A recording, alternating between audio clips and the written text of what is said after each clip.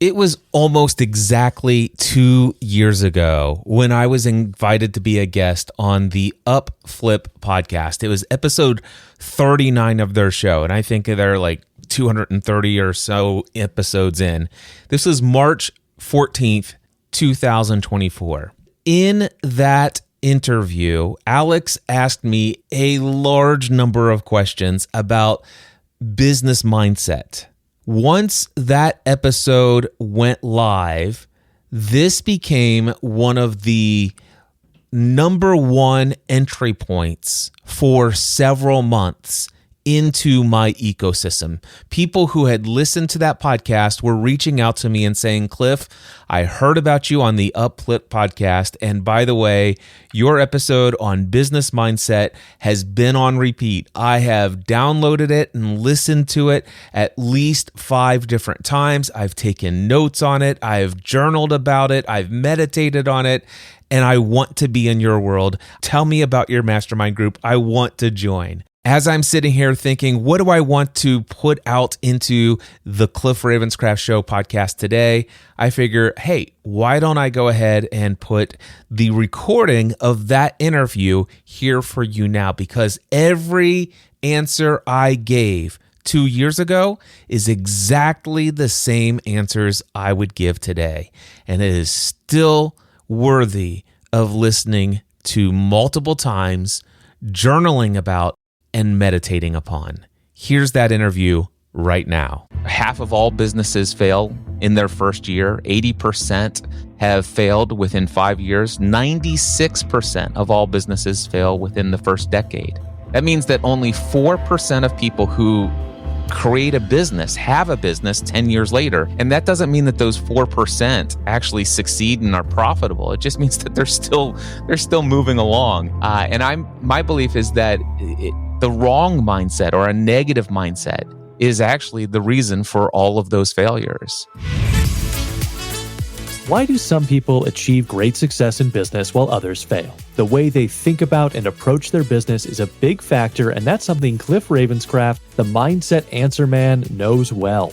I'm Alex Freeman, and today on the UpFlip podcast, I'm talking to Cliff about how to achieve a mindset that leads to success in business. He'll explain what a mindset is, how that impacts business decisions, and share actionable steps to make lasting changes that will catapult you to success. Let's get to the conversation. Cliff, thanks for joining us today. Alex, I am super honored to be here. Thank you so much for this opportunity. So to just start us off, can you talk a bit about your background and how you've become an authority on podcasting and business? Sure. For me, it all started when I began podcasting as a hobby with my wife about the television show Lost back in 2005. We were one of the first few hundred podcasters in the world. And by our third episode, because there were so many people who wanted to listen to podcasts, but so few podcasters, we had 27,000 subscribers by that third episode. And then we decided to launch a few other shows. And by the end of our first year, we were reaching hundreds of thousands of people all over the world. And within 2 years, I made a decision, I want to do this full time. And my main source of income was podcast coaching and consulting, teaching people how to launch a podcast. Things took off professionally. And as a result of a few influencers who had pretty large audiences, I became incredibly well known.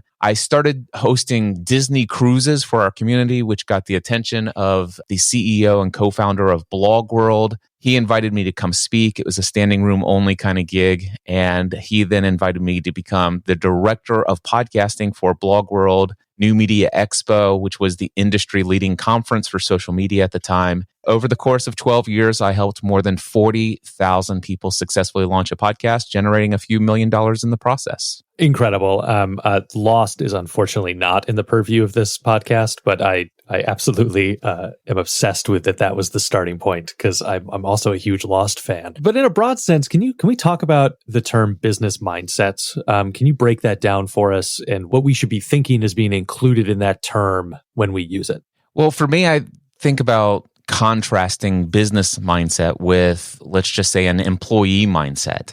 I think that a business mindset includes the following beliefs: that people pay you for value or transformation, not for your time. I believe that you don't have to work hard for money. You simply need to provide value. How much money you charge for your products and services is based upon how much value you bring to the client or customer, and that there's no such thing as failure. There's only education, temporary setbacks that allow you to learn new lessons that leads towards the perfect plan to get you to your desired outcome.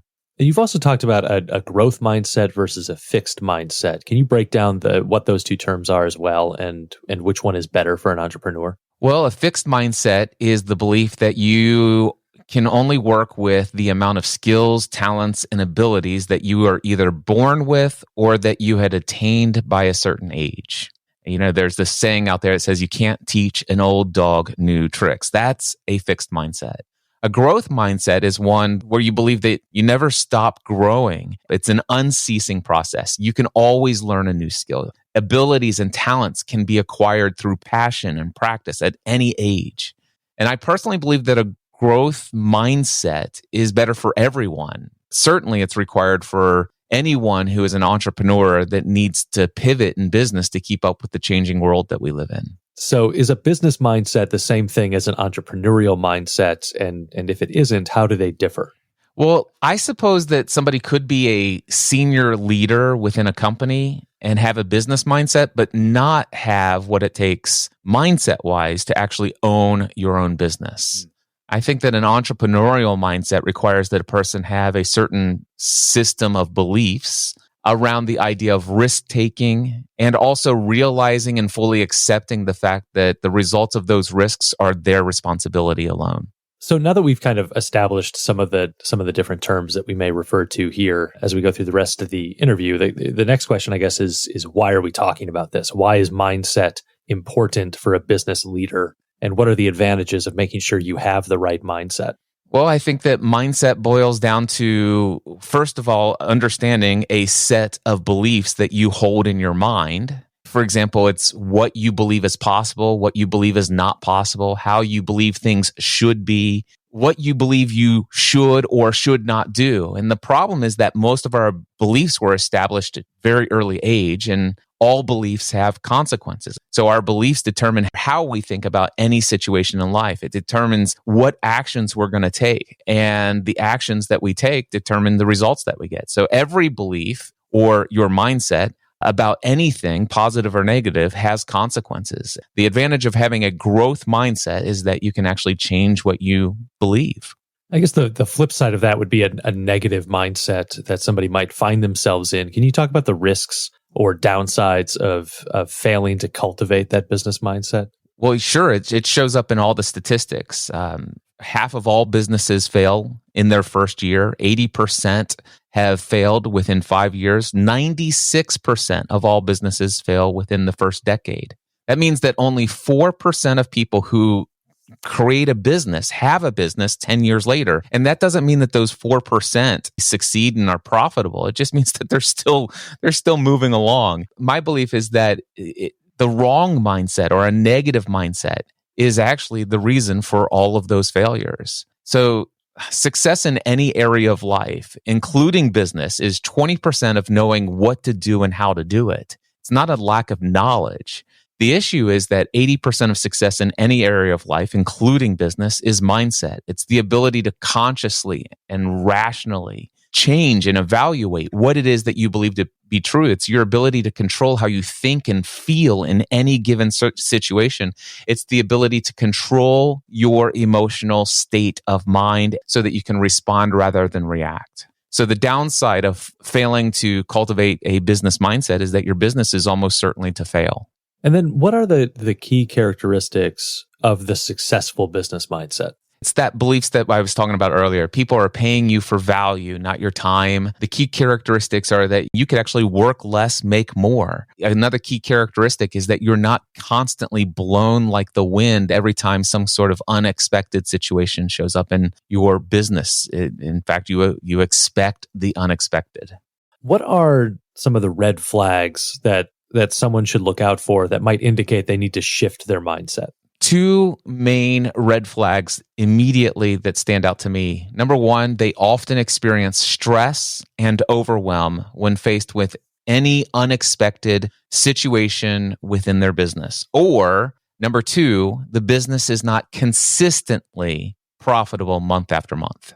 And then how are somebody's mindset and outlook related? Are those two terms for the same thing, or are they slightly different somehow? Well, when I think about the question of outlook and mindset, I think about outlook as having vision. And there's a saying out there that goes that without vision, the people will perish. I believe that this also applies to business, that without the vision, the business will perish, without a proper outlook. And I think that the quality of the vision that an entrepreneur will have for their business will be directly in proportion to what they have as a mindset. If they have a limiting beliefs about what is possible, they'll have a limited vision of what they can create with their business.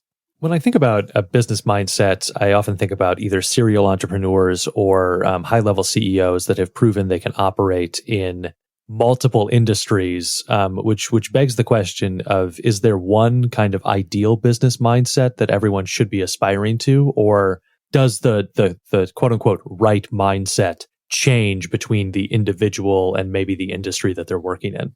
My experience is that the right mindset, once acquired, you can actually use that to achieve success in any area of life, but also in any business. And that's why you'll find out there in the corporate world, you'll have CEOs of a major corporation can be acquired by another company to come in and fix things based upon their experience, even though it's a completely different industry. Of course, I see this in tech companies where one tech company focuses on software as a solution and another tech company is a product-based business. But I've also seen it in somebody who's an insurance company CEO, then all of a sudden coming in and taking over something that completely outside of the industry of insurance. So I think that once you learn the mindset, which is, again, 80% of success, you can go into any situation and use that skill of your mindset to transform any business.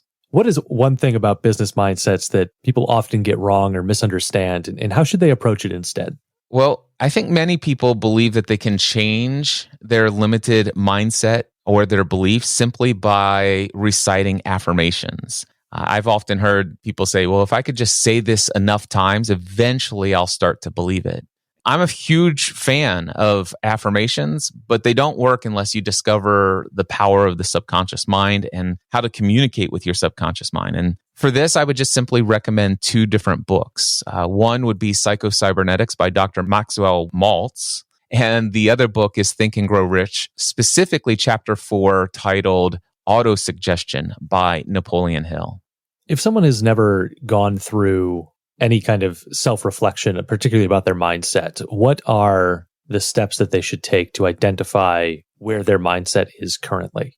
This is super easy, simply by asking questions. And I've got 7 questions here that help me instantly find out what somebody's mindset is. So question number 1 is, what is something that you'd like to experience in your business that you are not currently experiencing? Number 2, do you believe it's possible to experience that in your business? Number 3, how long do you think it'd take to make that a reality in your business?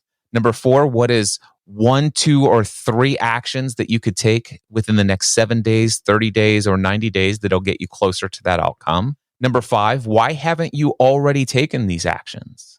Number 6, what is 1 or 2 things that you need to put an end to make this a reality? And number 7, why have you not already put an end to that? All right. And then, so these questions right here, I believe that will actually reveal the current beliefs and mindset that are related to whatever goal or dream or desired outcome that they're going after. And then once somebody's identified where the mindset might need some adjustments, what's next? What steps should they be taking to shift that mindset? Well, I came up with 6 steps for this. Number 1 would be make a list of all of the beliefs that are associated with that particular area. Number 2, determine the source of those beliefs. Where did you pick that up from? Number 3, evaluate the truth of those beliefs. Is there any evidence to the contrary? Number 4, disassociate from every belief that does not support the movement towards your desired outcome. And number 5, replace limiting beliefs with empowering alternative beliefs.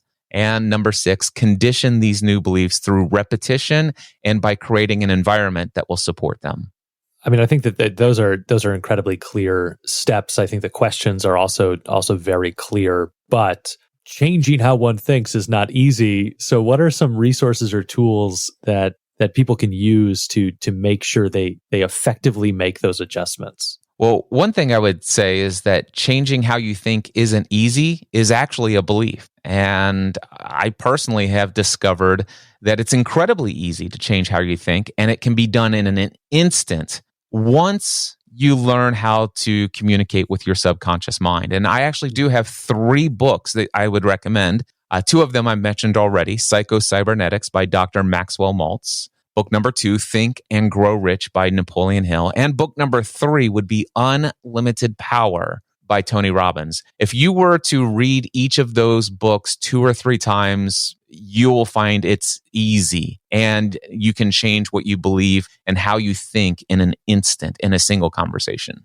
What are some signs that someone could benefit from coaching or a mentorship to help them shift their mindset? And how important is that for someone who is trying to make those changes? Well, 3 signs that you could benefit would be, number 1, are you currently easily stressed or overwhelmed when an unexpected situation shows up in your business? Are you having trouble consistently month after month showing a profit in your business?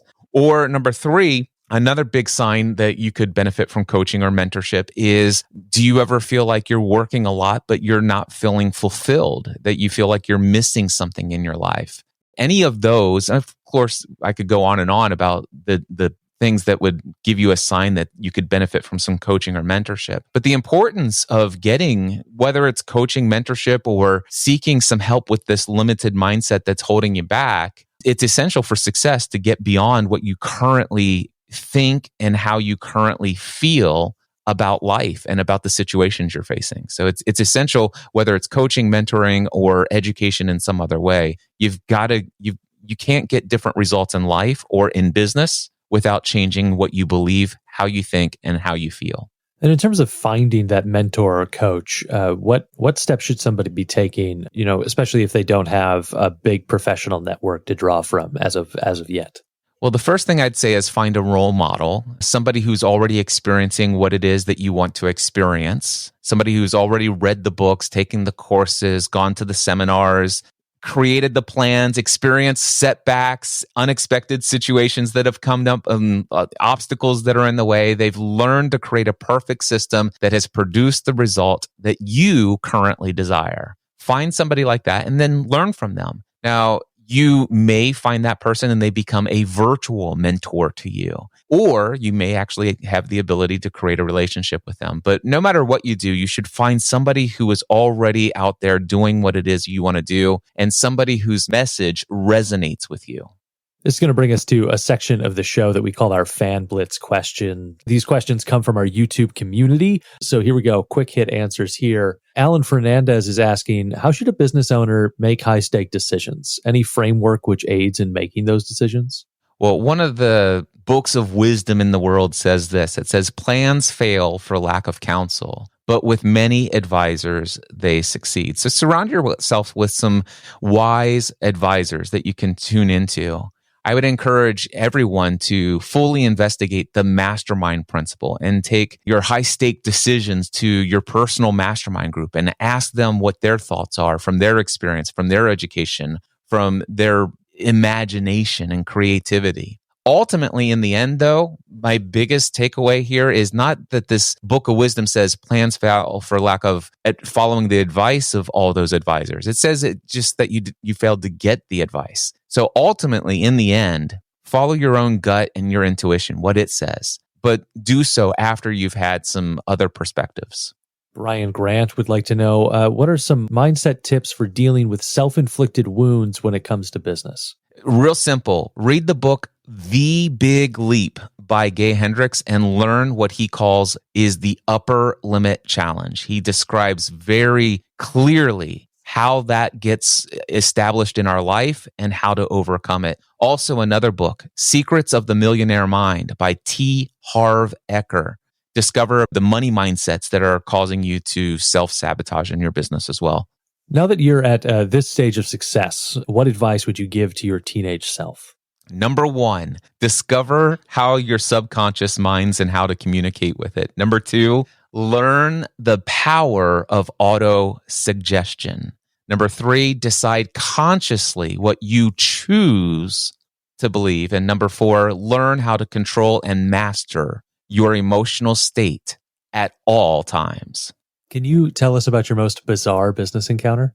I'll simply say this. I one day received a check for $12,000 as a voluntary contribution from somebody who was just following the stuff that I was sharing about my business journey. And if you want to read the letter that's associated with that, you can go to mindsetanswerman.com/check and read why this guy just randomly sent me a check for $12,000. Incredible. If you could sell your services to one celebrity, who would it be? This has already been accomplished. In my mind, back in the day, I didn't think of movie stars or sports people and all this other stuff as celebrities. In my mind, one guy who would be considered a celebrity was Dan Miller, author of the book 48 Days to the Work You Love, because this was the first personal/professional development book that radically changed how I see the world. I used to think that you had to work hard and you had to do things that were unpleasant for you to earn a good living and be responsible. And he taught me in that book that you can actually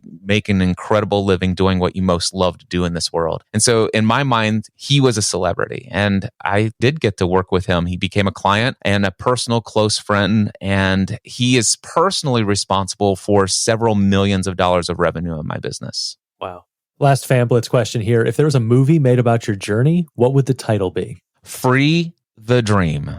Cliff, a few more questions from me here. A mindset is a very intangible thing.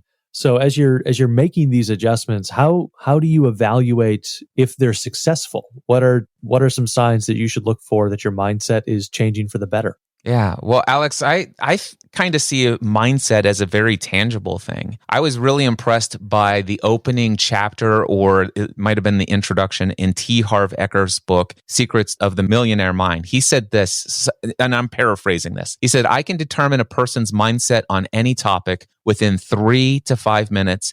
And with just this much time, I can actually tell you or predict what their experience of life will be related to that topic from that point forward. And so I could ask somebody 5 questions and I can predict how much income they make. So I think mindset is actually a very tangible thing. But as far as signs that their mindset is changing for the better, simply evaluate to see if they're getting better results related to the things they desire to accomplish in life. So for example, are they actually dreaming bigger dreams? Are they setting bigger goals every year? Are they pushing through their fears? Are they accomplishing more? That's really the clear indicator of whether or not their mindset is changing for the better. So then once someone has made shifts to their mindset, how do they prevent themselves from slipping back into bad habits? How do you make those mindset changes stick? 2 things come to my mind. Number 1 is repetition is the mother of skill. A lot of people, including myself, I've been known to do this, will read a book, go to a course, hire a coach, and learn some new skills and techniques and some practices and some strategies. You implement them and you see immediate results. And you just think, well, gosh, now I've kind of mastered that, except for the fact that if you want to master anything, repetition is how you do that. And so it's important that you continue to do the things that helped facilitate the change in the first place. I've been known to learn and acquire a new skill and then kind of go back to my old ways. And when I go back to my old ways, and I typically get my old results again. The second thing that comes to my mind is upgrade your peer group. And I believe that the quality of your life will be determined by the expectations of your peer group. I heard that from Tony Robbins. His mentor was Jim Rohn, by the way, who says that your life will be determined by the 5 people you spend the most time with. And so I would say get into a mastermind group of people who are living according to the life and mindset that you desire. You mentioned how quick and sometimes easy that you think making those mindset adjustments can be. So I'm curious what your favorite kind of mindset hack might be and what quick and easy steps someone can take to make an impactful change. The quickest hack is the mastermind principle. Go to a mastermind group of people who are already operating in life at the level you desire to operate. Tell them what it is that you currently desire, what you're currently facing, where you feel like you're stuck, and you will instantly gain insight from their education, experience, skills, talents, and abilities. And a single conversation can provide you with a perception of what's possible that will radically change the trajectory of your life. So just because someone has established themselves a strong, success-oriented mindset, it doesn't mean that they won't encounter setbacks and failures in life. So how does having that success-oriented mindset change how that person responds to those moments? Yeah. The first thing that comes to my mind, and I'm not one of these people, I still have failure in my vocabulary, but I just think it's important to point out that there are some success-minded people. They don't even understand the concept of failure. It does not exist for them. They simply evaluate what can be learned by results that have happened from the actions that we've taken. And then they apply what they learn and change their approach as often as necessary. Failure to them would just mean that they stopped trying. But because you tried something and it didn't work out, they never consider that to be failure or whatever. It might be a setback. It might be an obstacle. It might be a delay, but it's just temporary defeat is the worst language they would use to describe it. Failure is a little tough for them, but they see setbacks as an opportunity also to develop a more perfect plan to get their desired outcome and something that's reproducible and something that's going to help them safeguard from similar setbacks in the future. And the biggest thing I see in the success-oriented mindset people is that they expect the unexpected. They're not caught off guard when things turn out differently than what they had hoped. Do you have an example you could share with us of a business leader who has an ideal mindset, and so that we can kind of see what that looks like in practice? Steve Jobs is the first person that came to my mind when I heard this question. And he often had a vision for a product that he wanted to create. He also often had top engineers in the world tell him that what he wanted to create simply was not possible. It defied physics. He often fired those experts that had a fixed mindset about what was possible. He then transferred his vision of what he wanted to create to those engineers who were able to dare to dream about pushing the boundaries of what is believed to be possible. And today, a few billion people on this planet benefit daily from many products that were at one point just a thought in the mind of Steve Jobs.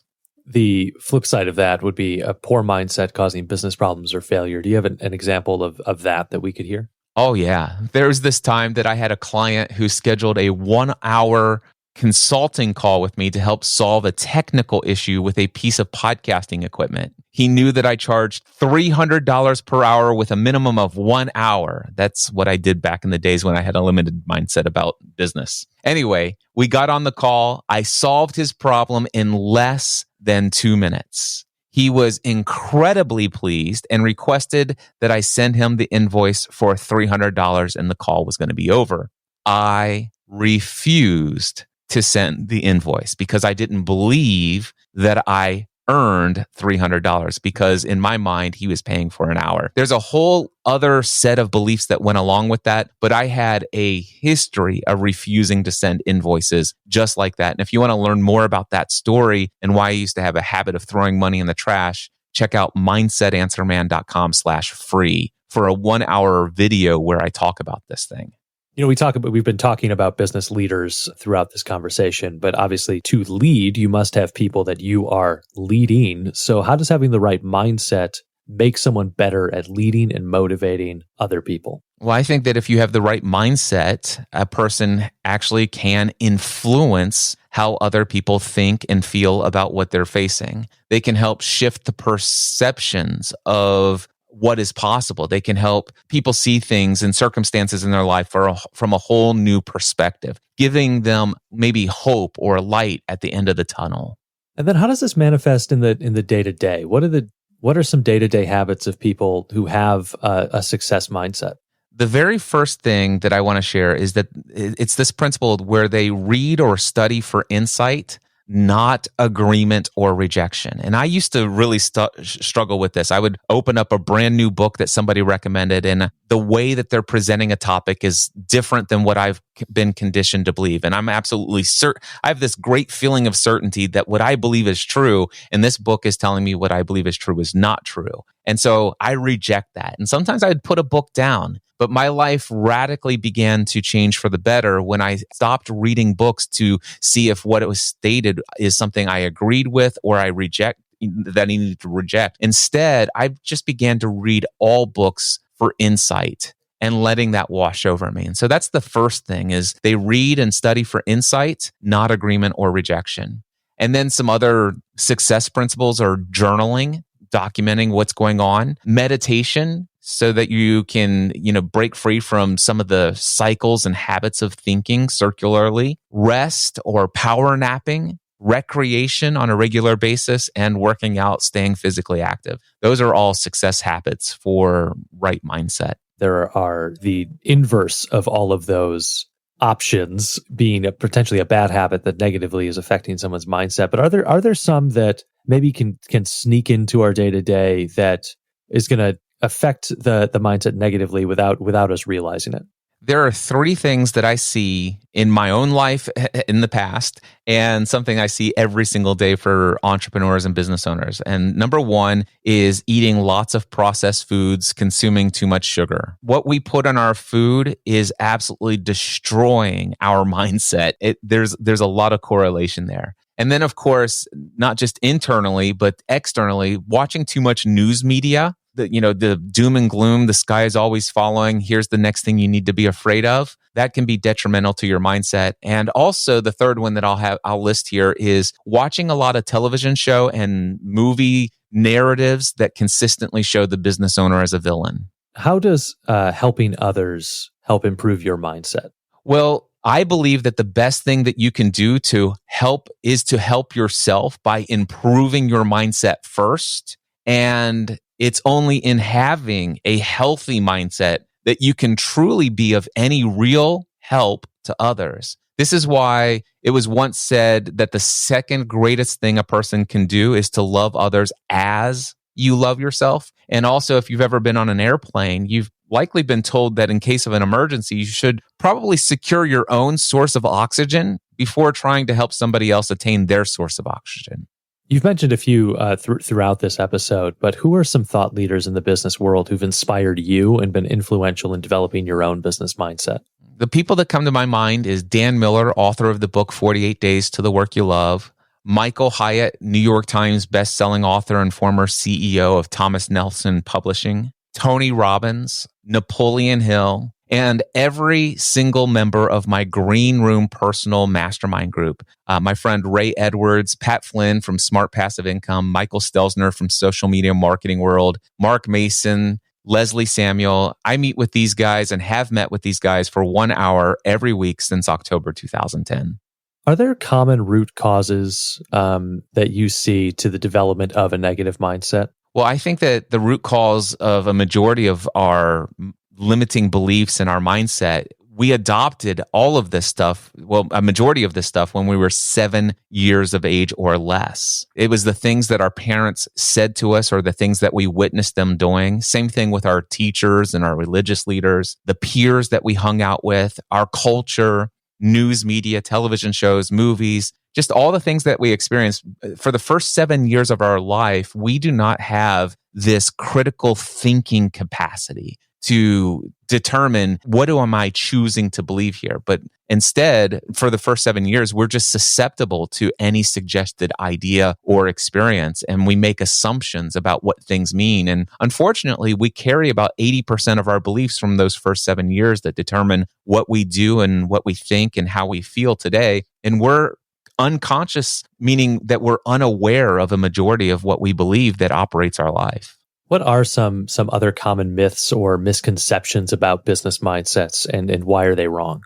Well, I tapped into this a little bit before, but I'll go into just a little bit more clarity. Common myths. Number one, that affirmations alone will work to shift our mindset. And then another common myth is that affirmations don't work. Now, that sounds contrary, but I believe that affirmations do work. However, it's only after you have done the work to become consciously aware and also remove all competing beliefs with this new affirmed belief that you have. Now, the next thing is that also most people don't actually have a deep feeling of conviction that their new affirmation statement is true. And so their subconscious mind, you can repeat it 1,000 times and it will be rejected if your subconscious mind says, nope, I have too much evidence contrary to that. Something else you mentioned earlier that I'd love to get a little more clarity on before we depart here is the mastermind principle. Can you talk about what that is, how you learned about it, and how it leads to business success? Sure. The mastermind principle is when two or more people come together in a spirit of perfect harmony with the intention to focus on a desired outcome. That group can come up with insights and ideas that would be impossible for any one member to come up with individually. I learned about the mastermind principle from the book Think and Grow Rich by Napoleon Hill. He said that a person in a mastermind group can accomplish more in a single year with the aid of their mastermind group than they could in a lifetime if they relied on their own effort. And in fact, I have an entire 6-episode podcast series titled Upgrade Your Peer Group over at upgradeyourpeergroup.com, where I go into many stories about how all of that has been true in my life. And then could you also talk about the relationship between a business mindset and goal setting? Well, I think how big a person is able to set goals or dream is determined by what their mindset currently is. I also believe that the ability to achieve any desired outcome or goal is determined by their mindset. So I'll just say one thing. I have a friend of mine who I've been following for years, and he often will launch a new project. He's often been known to say, this probably won't work out, or this might not work. And as soon as my friend tells me what his big dream is, what his big goal is, I don't care how much time he puts in it, how much money he puts in it, how much effort, how big of a team he surrounds himself with. If you go into set this big goal with the mindset that this probably isn't going to happen, it's almost doomed to failure before you start. If there was one thing that you would want our listeners to take away from this interview, what would it be? All beliefs have consequences. It's as simple as that. Every belief that you have comes with a consequence. If you believe something to be true, then your subconscious mind will do everything within its power to make sure that you live in alignment, that you have an experience, that you are congruent and honest and true with yourself. So if you believe something to be true, even though it's not, your subconscious mind will make sure to convince you through your experience of life that it is true. And last question here. You've mentioned a lot of great books throughout this conversation, but what is your favorite business book and why? Hands down, if there's one business book you're going to read, Think and Grow Rich by Napoleon Hill. It is the most thorough and the most in-depth study of what a successful business mindset actually is, as far as any book that's ever been published. There's no one book that is more condensed. And if you read that book 10 times, you'd still pick up new insights on the 10th time. Well, there you go. That was my conversation with Alex Freeman and the UpFlip podcast from 2 years ago. I told you it would still be relevant today. I hope that you, if you feel any urge to at all, take notes on what you heard here, maybe go back through and listen to it a second or a third time. Do that. It will radically change your experience of life if you were to integrate some of those insights. In fact, I'm going to put some very thorough show notes in this episode's show notes. So go ahead and check those out. You could even copy those, paste them into your note-taking software. And if you would like to benefit from the Mastermind Principle. I have been facilitating the Next Level Mastermind since November 2017. We are a small group of like-minded, service-first entrepreneurs who are absolutely committed to a successful, positive business mindset. And we all have our education, skills, talents, abilities, experience, education, all of it that we bring together every week for 90 minutes for the success of every single member of the group. You heard me share with Alex in my conversation with him. I have been personally in a mastermind group with Pat Flynn, Ray Edwards, Michael Stelzner, Mark Mason, and Leslie Samuel, and we've met every single week since October 2010. That's more than 15 years. And I also facilitate and am there with each member of the Next Level Mastermind, not only playing the role of facilitator, but also mentor and coach. If there's anything that comes up along your journey as a member of the Next Level Mastermind, you have that access to me and my thinking. I would love to do life with you. If you are interested in that, head over to nextlevelmastermind.info. That's nextlevelmastermind.info. Of course, you can also email me today. My email address is cliff@cliffravenscraft.com. Until next time, I encourage you to take your business mindset to the next level. Podcast. It's a man.